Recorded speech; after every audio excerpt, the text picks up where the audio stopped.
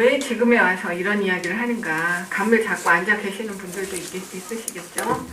우리 교회가 7년이 됐어요. 그래서 처음에 걸었던 그 이상들 이런 것들을 점검해야 되는 시기가 왔다는 거죠. 그래서 좋았지만 현실 불가능했던 것들, 좋았지만 현실 가능했던 것들, 나빴지만은 현실 안 됐던 것들, 이런 것들을 점검하고, 그래서 근본적인 정신은 뭔데 그거를 이 현실에 맞게 실천해 가기 위해서는 어떠한 형식을 취해야 하는가를 점검해야 되는 시점에 왔기 때문에 지금 막 초기에 만들었던 정강을 꺼내서 읽고 또 뭐 평신도 공동체라는 게 뭐냐 이런 걸 막 하고 그러는 거예요. 그거 감을 잡으시고 앉으시면 좋겠죠? 네. 그렇기 때문에 여기서는 지금 뭐 평신도 공동체가 교회사적으로 뭐다, 뭐 역사적으로 막 그걸 설명하고 뭐 이론이 이래야 된다, 뭐 학술적으로는 이렇다, 이딴 이야기 하려고 모인 게 아니라는 거를 이해하시면서 이제 들어주시면 좋겠어요. 그러니까 이거는 지금 철저하게 우리 교회 지금까지 어떻게 해왔고 앞으로 어떻게 해야 될 것인가, 이 현실적인 문제와 연결시켜서 이 문제가 지금 이야기된다는 것을 한번 생각하시면서요. 그래서 이제 사실은 저도 전공도 아니고 뭐 때문에 내가 이런 걸 맡았을까. 그때는 내 마음이 뜨거워서 맡았다. 근데 제 지금 마음 많이 식었어요. 그래가지고 엄청 후회하고 있어요. 그런데 제가 생각하는 것만 말씀드릴게요. 근데 이 첫 번째로 일단 이 평신도 중심성이라는 말이 나온 건 뭐냐. 이건 이제 루터가 종교개혁 개혁했을 때부터 나왔던 이야기예요. 그래서 이제 이 종교에는 그런 게 있습니다. 간접성하고 직접성이 있어요. 직접성은 뭘까요? 달이에요, 달. 그러니까 하나님하고 우리가 만나버리면 돼요. 눈과 눈을 맞대고 얼굴과 얼굴을 마주쳐서 만나버리면 돼요. 직접 만나버리면 모든 게 다 끝나요. 근데 성서에서 여러분들이 보셨처럼 하나님을 만나는 게 쉽습니까? 잘못하면 죽는다잖아요. 그렇기 때문에 가리고 엉덩이만 보고 지나가라고 하는 말도 있고요. 그렇기 때문에 이 달을 만나기 위해서 가르쳐주는 손가락이 필요한 거예요. 이쪽 길로 가면 된다라든가, 이렇게 하면 더 쉽게 만난다든가, 이렇게 하면 만났던 그 경험을 오래 공유할 수 있다든가, 오래 같이 간직할 수 있다든가, 아니면 이렇게 하면 내가 만났던 그 노하우를 너에게 전달할 수 있다든가, 그런 것이 다 뭡니까? 신학교, 성서 공부, 신학, 성직자, 목사, 안수, 예배, 그런 거잖아요. 그리고 주일학교, 이런 게 다 간접성이거든요. 그래서 이제 모든 종교가 다 이런 게 있는데 기독교도 마찬가지예요. 그래서 교회사의 역사에는 직접성의 비중이 굉장히 컸을 때하고 간접성의 비중이 컸을 때하고 이게 막 왔다 갔다 하겠죠. 그런데 이 간접성의 비중이 굉장히 컸었던 때가 루터가 종교개혁을 일으킬 때가 극에 달했다는 거예요. 그래서 그때는 성직자가 있어야지 교회가 성립을 해요. 안수받은 성직자는 어떻게 되는 겁니까? 교권이라고 하는 어떤 책이 있죠. 어느 신학대학을 나와서 어떠한 과정을 거쳐서 누구한테 안수를 받아야지 되는 거죠. 그래서 그 사람이 집례하는 성찬식에 참석해야지만, 그 사람이 집례하는 임종미사에 참석해야지만 천국에 갈 수 있지. 그걸 못 받으면 못 가요. 그래서 안중근 같은 사람은 그때 우리나라의 신부가 이토 히로부미를 살해한 살인범이라 그래서 그 임종미사를 안 해줘가지고 천주교 교리에 의하면 지옥 가야 되는 거예요. 그렇게 간접성이라는 게 엄청나게 비중을 크게 했었어요. 이제 그렇게 하다 보니까 성직자하고 평신도가 엄청난 계급적인 괴리가 발생하죠. 그 이해하시겠죠? 성직자는 어마어마하게 하나님에게 가까운 분이시고, 평신도라는 거는 좀 참 별 볼 일 없어요. 그러니까 평신도에게는 권리도 없지만 동시에 의무도 없었어요. 그렇게 완벽하게 잘 살지 않아도 됐다는 거예요. 그러니까 일주일에 개차반으로 살고, 그리고서는 성직자한테 와서 고해성사하고, 성직자가 죄를 사면할 권한이 있는 거죠. 내가 너의 죄를 사한다. 하나님을 대신해서. 주기도문을 몇 번 외워라라든가, 아니면 너의 재산의 반을 잘라서 누구를 도와주면 너의 모든 죄가 사해진다. 이렇게 성직자가 인간과 하나님을 중개할 수 있는 권한이 있었던 거예요. 이제 그러다 보니까 성직자의 어떤 종교적인 뭐라 그럴까요? 권력이라는 것이 엄청나게 커지면서 동시에 뭐가 일어납니까? 일반 신도들이 그냥 오합지졸의 군중이 돼요. 내가 무슨 예수님의 제자야, 멋대로 살아도 되는 거지. 응? 그 대신에 나는 권한도 없으니까 의무도 없잖아. 기독교인으로서 잘 살아야 될 의무도 없잖아. 편하잖아. 좋잖아. 이렇게 생각할 수가 있죠. 이게 권한과 의무가 동시에 간다는 걸 항상 생각하셔야 돼요. 권한만 없었다?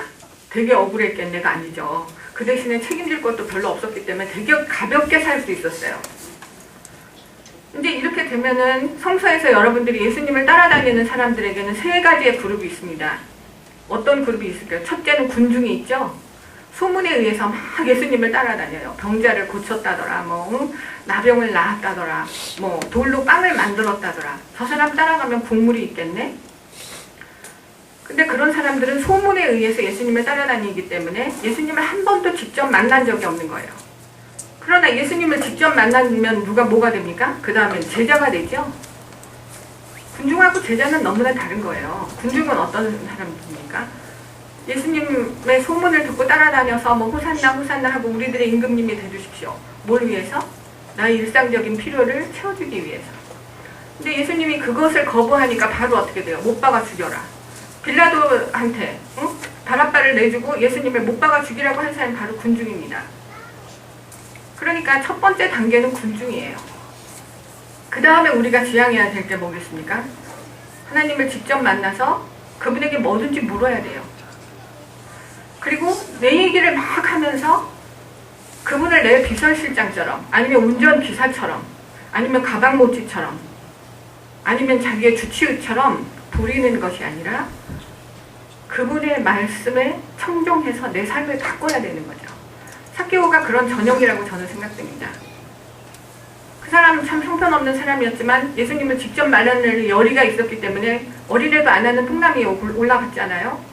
그래서 예수님의 목소리를 들었죠. 듣고 나서 어떻게 했어요? 그거에 따라서 자기의 모든 삶을 변화시켰잖아요. 재산의 반을 나눠주는 게 쉬운 일입니까? 도둑질한 거에 4배를 갚는 게 쉬운 일이에요? 그건 단순히 경제적으로 그랬다는 게 아니라 그분의 말씀으로 내 삶을 완전히 다시 형성해 갔다는 이야기거든요. 그렇잖아요.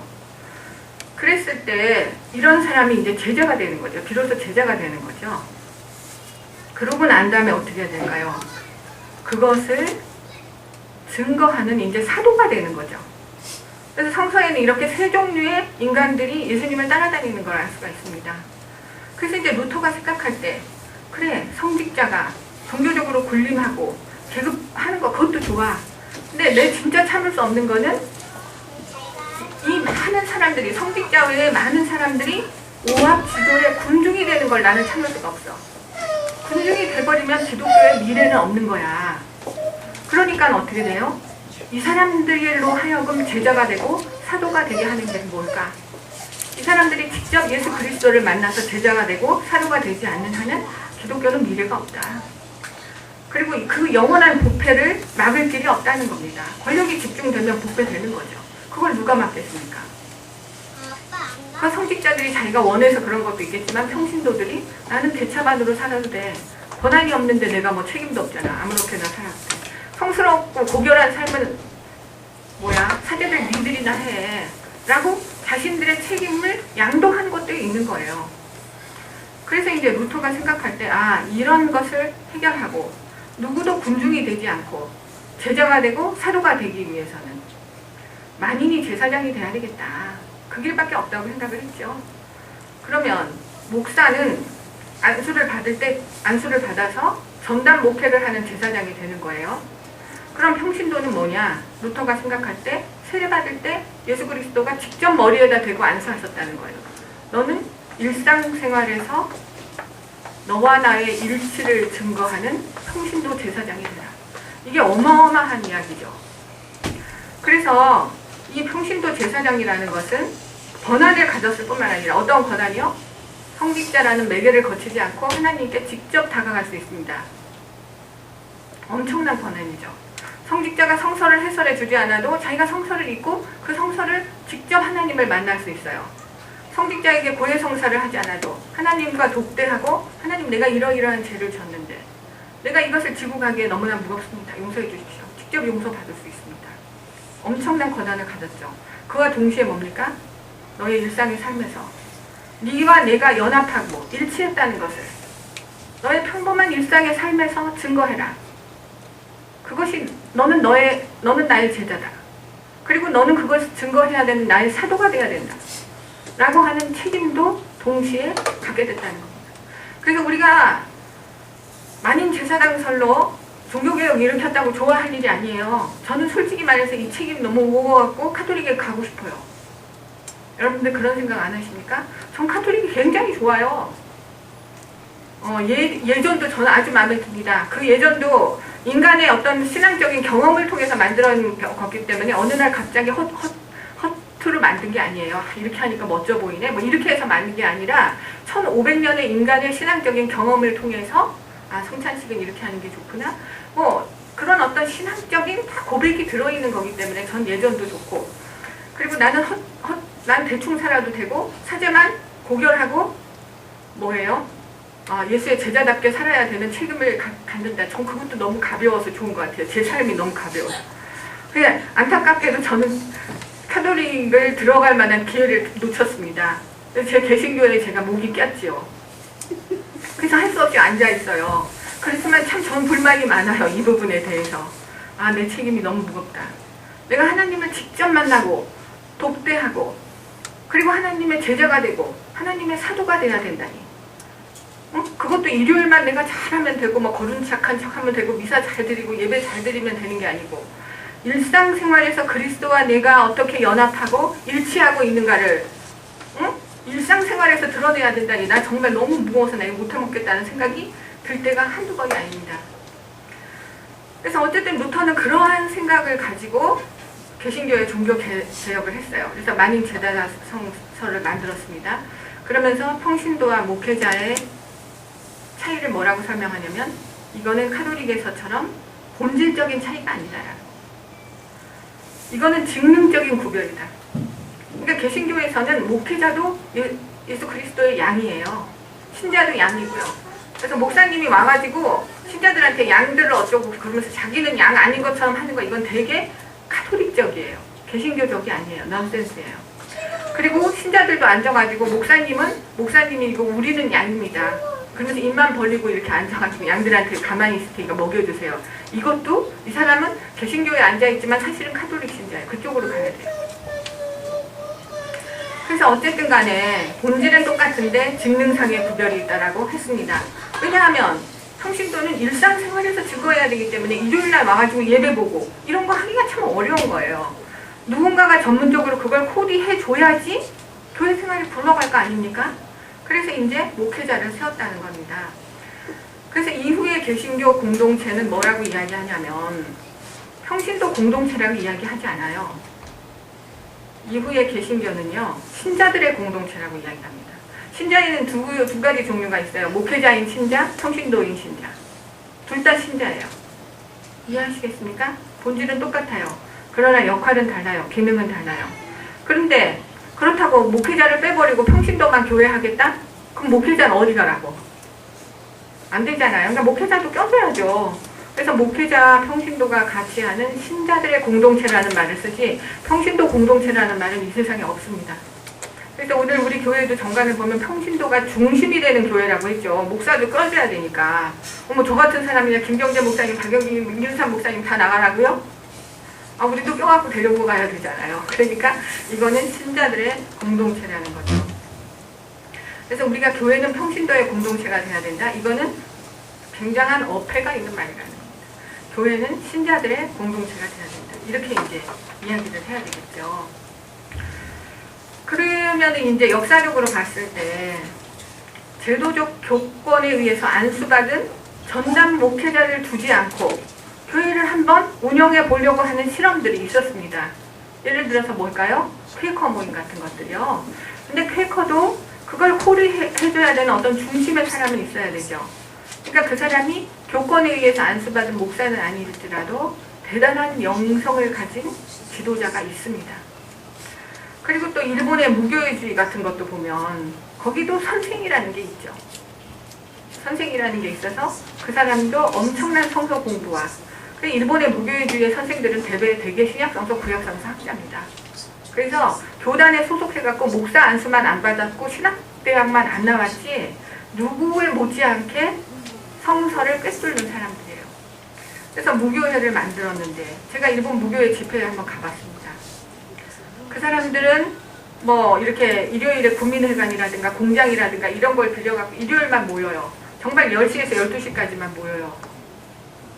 그리고서 헌금, 그 장소 대여료 비슷하고, 그리고 월간 잡지를 내잖아요. 자기네들이 성서 연구했는데 이게 내용이 어떻더라. 그 월간 잡지를 갖고선 전도를 하는 거거든요. 그래서 장소 대여료, 월간 잡지 발행료만 분담할 수 있는 헌금을 걷죠. 근데 그러다 보니까는 풍금도 하나 없어요. 피아노 한 대 없어요. 그냥 찬송가 하나 불러요. 그리고서는 성서를 공부를 해요. 신학 전문가가 하나 하고, 그 다음에 일상생활에서 뭐랄까, 일상인, 평범한 직장인이 나와서 생활 속에서 내가 성서를 읽었더니 이렇다라는 걸 이제 보고를 하는 거예요. 그러고 나서 주구대문 외우고 끝나요. 공동의 식사? 절대 그런 거 없습니다. 돈이 어디 있어요. 그리고 일본 무교회는 우찌무라가 성서 연구회에서 출발했기 때문에 방학이 있습니다. 7월, 8월 방학이에요. 1월, 2월 방학이에요. 그래서 엄밀한 의미에서 예배 공동체라고 말할 수가 없어요. 예배 공동체 방학 있는 거 보셨습니까? 하나님께 예배를 방학 때는 안 드린다. 이게 말이 안 되는 소리죠. 일본 무교회는 그렇기 때문에 공동의 식사도 없죠.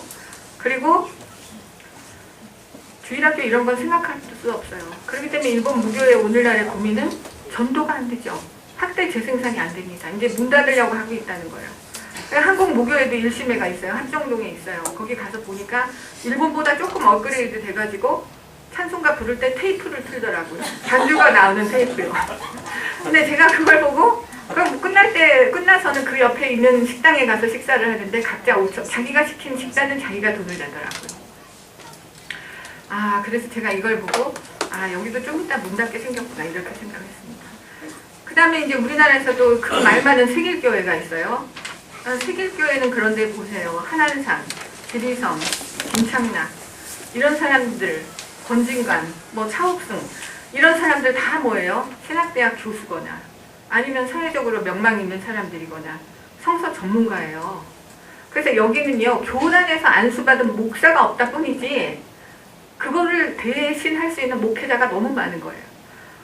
어떻게 생각하면 그 사람들이 기존 교회에 가기가 어려워서 교회를 만들지 않았나 싶은 생각이 들 정도로 그런 사람들이 너무 많아요. 그렇기 때문에 교단에서 안수받은 목사도 없고 신약과 구약에 대한 지식도 아무것도 없고 그러한 정말 평신도만 모여가지고 교회가 움직일 수 있겠느냐? 이건 불가능한 이야기입니다. 만약에 그렇게 해서 처음엔 출발할 수 있어요. 그러나 그 안에서 틀림없이 누군가의 뭐예요? 전문 목회자를 기를 거라는 거예요. 그 교회가 끝까지 가기 위해서는 누구를 신학교에 보내든지 성서 공부를 시키든지 안수를 받게 하든지 그렇지 않겠습니까? 그래서 우리가 이제 그런 거를 생각해 볼 수 있고요. 그러면은 우리 교회에서 아까도 목사님 말씀하셨지만 평신도의 주체성, 자발성 이 말은 뭐겠습니까? 한마디로 말 책임성이에요. 이게 좋아할 말이 아닙니다. 권한만 주겠다는 게 아니라 책임도 지라는 거거든요. 이거를 강조하는 이유는 뭐냐? 지금까지 아시다시피 한국 교회가 개신교이면서 카톨릭적으로 목사들이 전횡을 했어요. 그러면서 카톨릭보다 더 오합지졸이에요. 왜냐하면 카톨릭은 그 목사를 감독하고 제재할 수 있는 중앙 권력이라도 있잖아요. 감시 시스템이라도 있잖아요. 한국 교회는 예를 들어서 신천지라든가 아니면 뭐예요? 그러한 성락교회 같은 이단들 누가 그걸 제재합니까? 교단에서 나가라고요? 만세를 부르고 나가죠. 나가서 독립하면 그만인데 그 교회 신자들이 우리 목사가 이단이니까 내쫓아야 된다고 하지 않는 한은 아무도 그걸 제재할 수 없습니다. 그리고 그 교회 신자들은 김성동 목사 이런 사람들 알레르기 비염만 걸려도 귀신 들렸다 그러고 그래도 다 그런 줄 알고 앉아있어요. 그 교회 신자들이 그러고 있는데 누가 그 목사를 제재할 거예요. 그러니까 한국 개신교가 말은 개신교라고 해놓고 카톨릭적인 말하자면 목사가 전횡을 부리는데 그거를 제재할 만한 시스템도 없다는 거예요. 카톨릭은 그렇게 하지 않습니다. 카톨릭은 얼마나 그 한 사람의 성직자를 만들어내기 위해서 얼마나 많은 투자와 그 감시 시스템이 있고 정화 시스템이 있잖아요.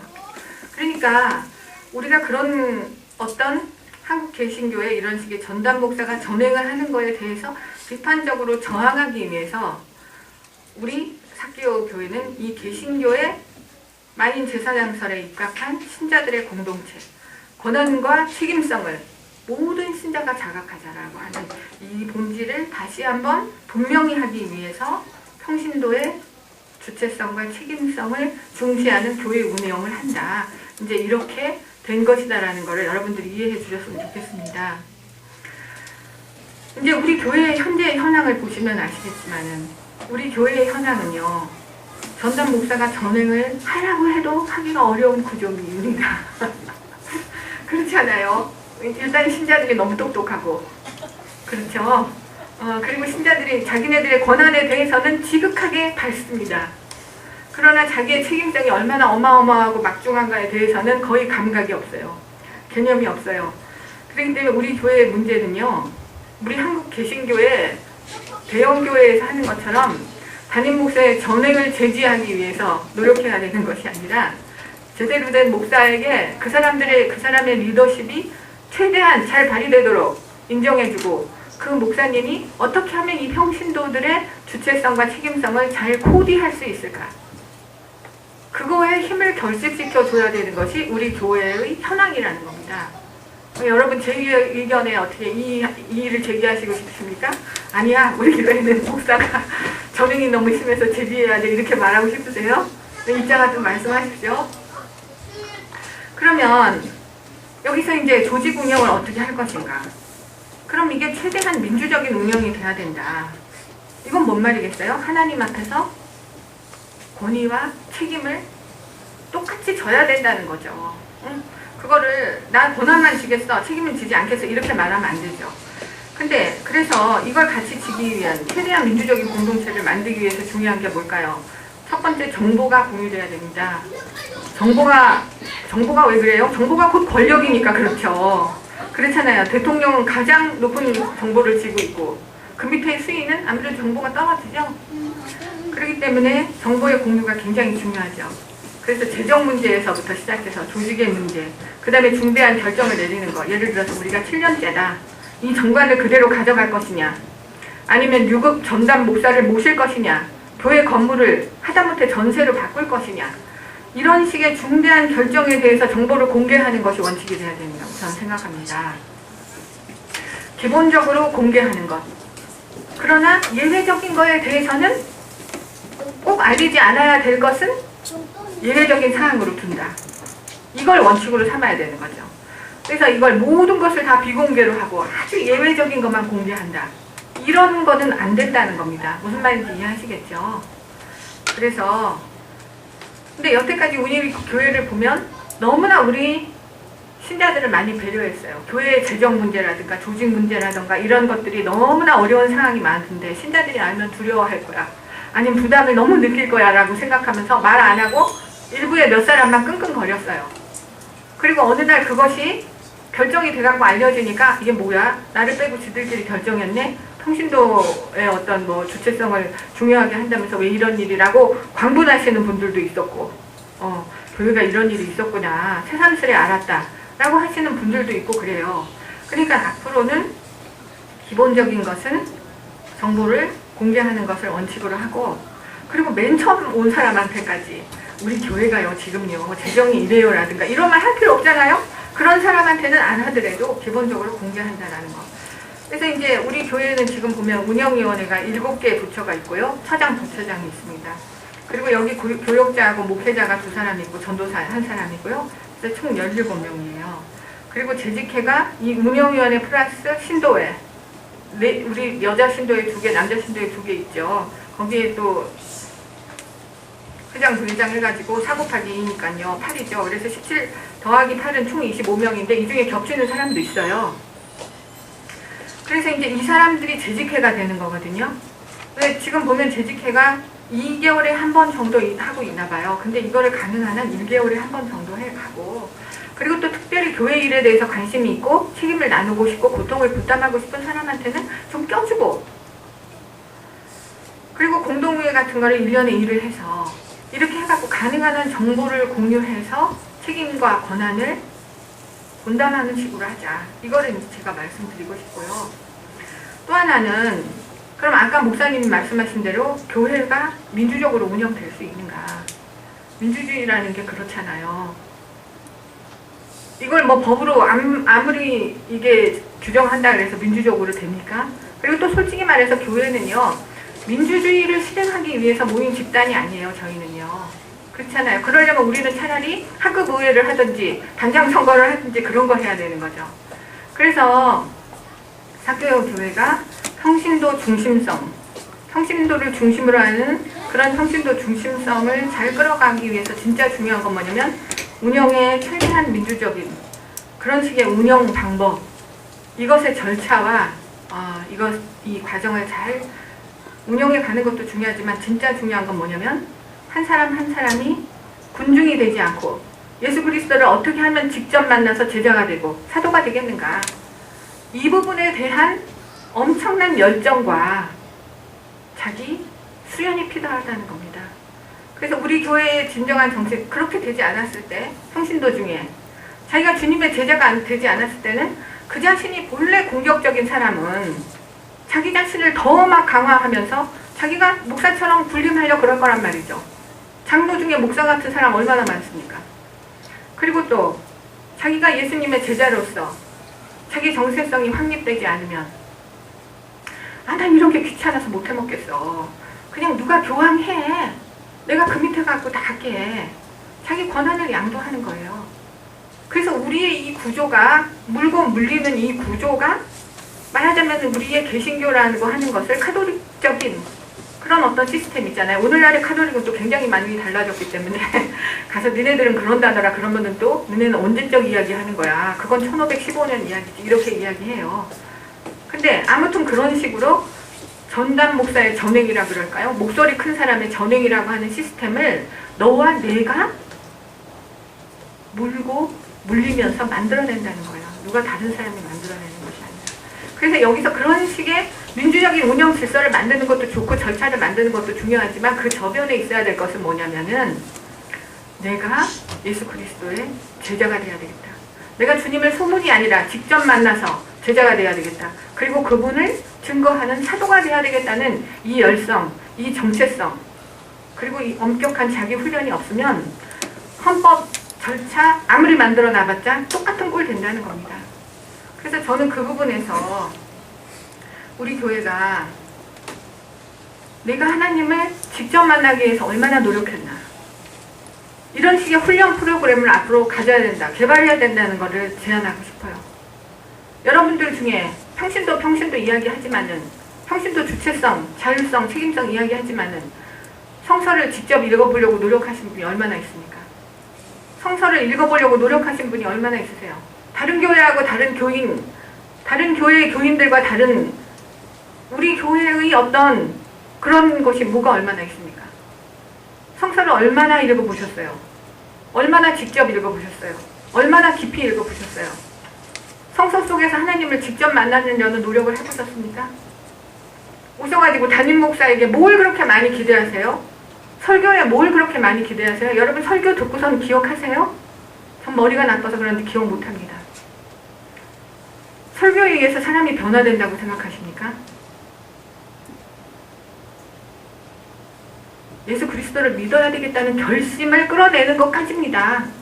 그 다음에 그래서 군중이 될 것인가, 거기서 더 나가서 제자가 될 것인가, 이거는 뭐예요? 성서를 통해서 직접 하나님을 만나서 자기 신앙을 자기가 심화시켜 가는 길밖에 없어요. 목사님이 만난 하나님은 목사님이 만난 하나님이에요. 내 하나님 아니에요. 그건 다 소문입니다.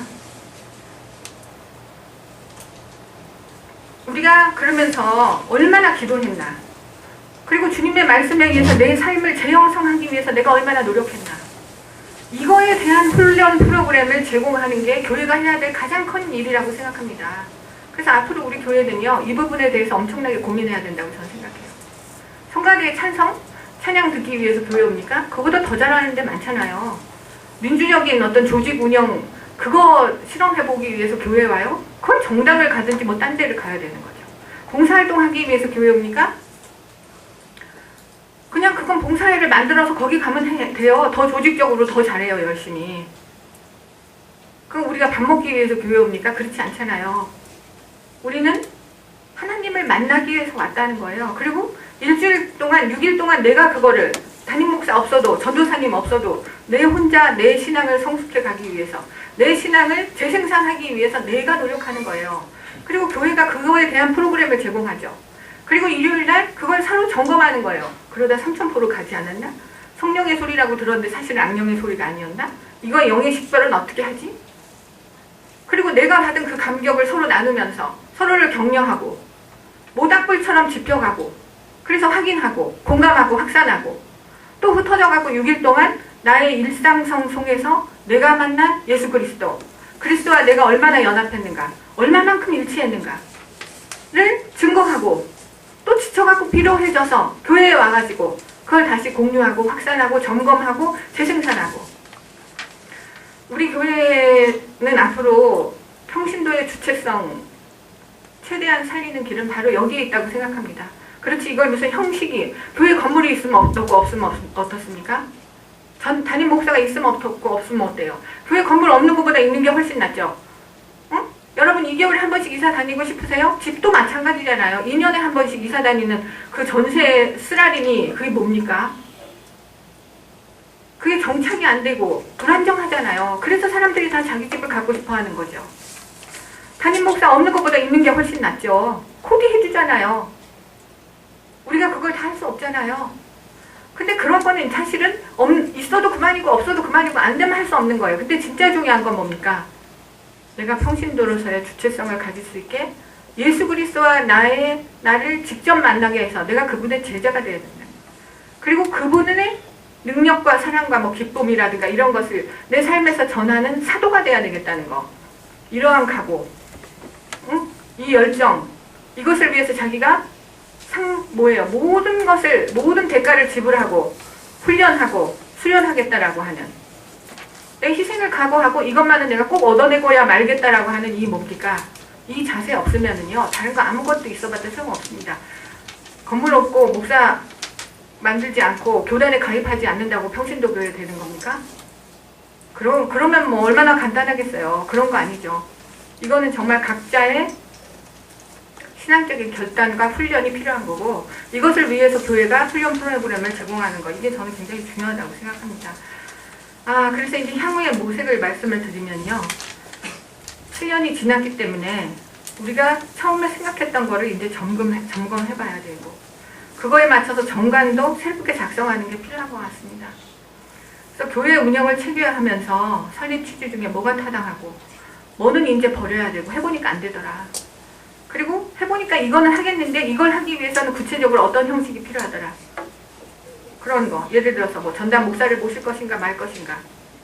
유급 목사를 모실 것인가 말 것인가. 아니면 교회 건물을 어떻게 하겠는가.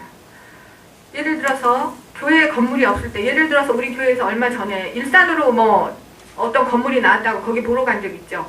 교회가 당장 일산으로 이사 간다고 해보십시오. 일산으로 따라갈 사람 몇 명이나 되세요? 따라가시겠습니까 여러분? 이게 쉬운 문제가 아니에요. 그렇기 때문에 교회 건물이 전세면 전세, 영구 임대면 영구 임대, 뭔가 안정된 게 있는 게 좋습니다. 그리고 될 수 있으면 그 동네에 살아야 돼요. 그래야지 옆에 순이 엄마하고 뭐하고 비빔밥 같이 먹다가 우리 교회 나와볼래 전도도 좀 하고 그러는 거죠. 그래서 우리 한국사회 전체를 위해서 봉사하는 것도 중요하지만 구체적으로 이 지역사회, 마포구의 쓰레기를 어떻게 해결할 것인가 뭐 이런 이야기를 하면서 지역사회 사람들이 좀 좋아하면 전도도 되고요. 그래서 건물을 갖는 것도 중요합니다. 그래서 건물을 완전히 사자는 게 아니라 최소한 안정적인 모임을 할 수 있는 물적 기반을 확보하는 거 이거 굉장히 중요하죠. 그리고 이 모든 것이 그러면 우리가 교회 건물 세우고 목회자 월급 주고 뭐 이러자고 교회가 모이는 거 아니잖아요. 중요한 건 뭐예요? 내가 그 교회에 갔더니 예수님을 직접 만나갖고 내가 제자가 되는 기쁨을 얻었다. 그리고 주님을 증거하는 내가 사도가 됐다. 이 뭐예요? 이 뚜렷한 희열을 내가 그 교회에서 맛봤다라고 하는 이 신앙적인 충만함이 있어야 되는 거죠. 그것이 있을 때 이 모든 것이 가능한 거잖아요. 그러기 위해서는 역시 신앙을 성숙시키기 위한 어떤 프로그램을 어떻게 개발할 것인가. 이게 이제 굉장히 중요하다는 거 그런 걸 저는 말씀을 드리고 싶고요. 제가 또 하나 말씀을 드리는 것은 이 교회 조직이라고 하는 것이 세상의 조직하고 엄청나게 다른 점이 있습니다. 그거는 그 대장님 그거 한번 읽어주실래요? 고린도전서 12장 12절에서 13장까지 다 한번 읽어주시죠.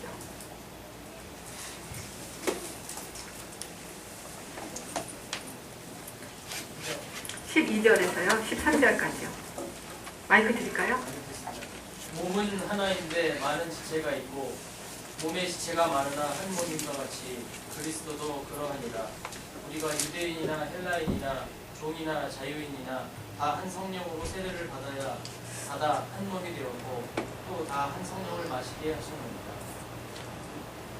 아니요. 13장까지 다 읽어주세요. 되게 길어요. 네.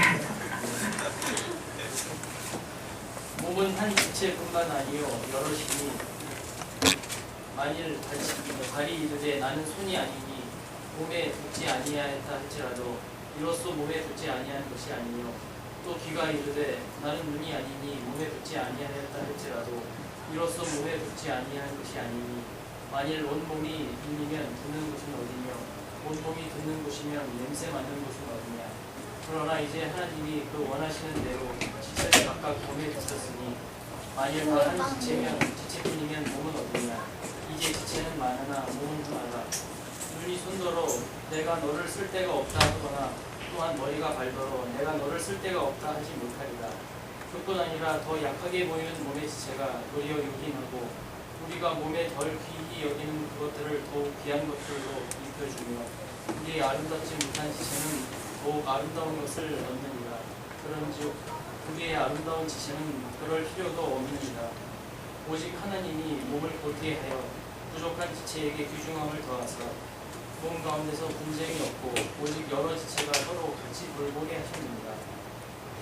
만일 한 지체가 고통을 받으면 모든 지체가 함께 고통을 받고 한 지체가 영광을 얻으면 모든 지체가 함께 즐거워합니다. 너희는 그리스도의 몸이요 지체의 각 모습이라. 하나님이 교회 중에 몇을 세우셨으니 첫째는 사도요 둘째는 선지자요 셋째는 교사요 그 다음은 능력을 행하는 자요 그 다음은 병고치는 은사와 서로 돕는 것과 다스리는 것과 각종 방언을 말하는 것이다. 다 사도이겠느냐 다 선지자이겠느냐 다 교사이겠느냐 다 능력을 행하는 자이겠느냐 다 병고치는 은사를 가진 자이겠느냐 다 방언을 말하는 자이겠느냐 다 통역하는 자이겠느냐. 너희는 더욱 큰 은사를 사모하라. 내가 또한 가장 좋은 일을 너희에게 보이리라. 내가 사람의 방언과 천사의 말을 할지라도 사랑이 없으면 소리나는 구리가 울리는 꽹과리가 되고 내가 예언하는 능력이 있어 모든 비밀과 모든 지식을 알고 또 산을 옮길 만한 모든 믿음이 있을지라도 사랑이 없으면 내가 아무것도 아니며 내가 내게 있는 모든 것으로 구제하고 또 내 몸을 불사르게 내줄지라도 사랑이 없으면 내게 아무 유익이 없느니라.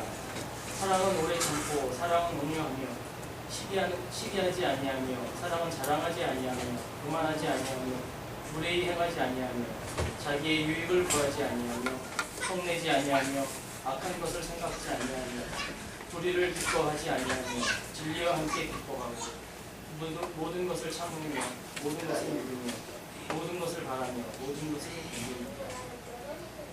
사랑은 언제까지나 떨어지지 아니하되 예언도 패하고 방언도 그치고 지식도 패하리라. 우리는 부분적으로 알고 부분적으로 예언하니 온전한 것이 올 때에는 부분적으로 하던 것이 패하리라. 내가 어렸을 때에는 말하는 것이 어린아이와 같고 깨닫는 것이 어린아이와 같고 생각하는 것이 어린아이와 같다가 장성한 사람이 되어서는 어린아이를 버렸노라. 우리가 지금은 거울로 보는 것 같이 희미하나 그때는 얼굴과 얼굴을 대하여 볼 것이요 지금은 내가 부분적으로 하나 그때에는 주께서 나를 아신 것 같이 내가 온전히 알리라.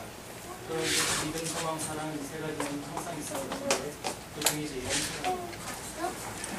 되게 길어졌죠. 잘 아시는 그 구절이죠. 그래서 12장 12절에서 31절까지는 교회가 어떤 것인가, 얼마나 다른 지체가 협력해서 한 몸을 이루는가, 그거를 이제 이야기했었고, 여러 가지 은사가 제일 많죠. 여러 가지 은사가 많은데 그것 중에서 가장 좋은 길이 뭐다? 사랑이다. 그 얘기하고 있잖아요.